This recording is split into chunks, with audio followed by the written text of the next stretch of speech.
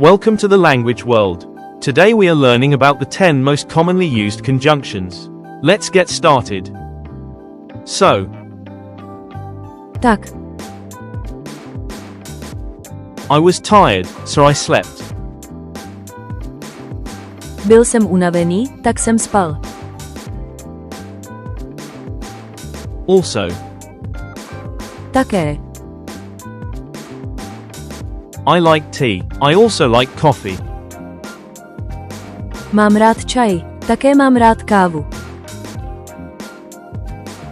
Finally, Nakonec, I found it.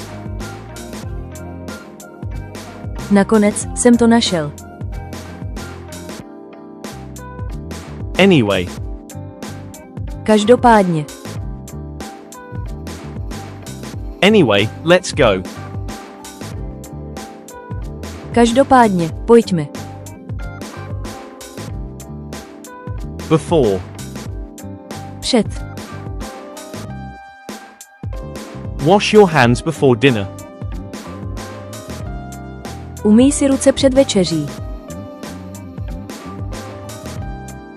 After, Po.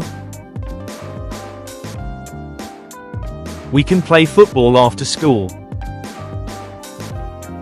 Po škole můžeme hrát fotbal. As soon as, Jakmile. call me as soon as you arrive. Zavolej mi, jakmile dorazíš. As long as, Jak dlouho? you can stay, as long as you want. Můžeš zůstat, jak dlouho chceš. Even if, I když. I will go even if it rains. Půjdu, i když bude pršet. Actually, Vlastně. I don't know. Vlastně, nevím. Quiz time.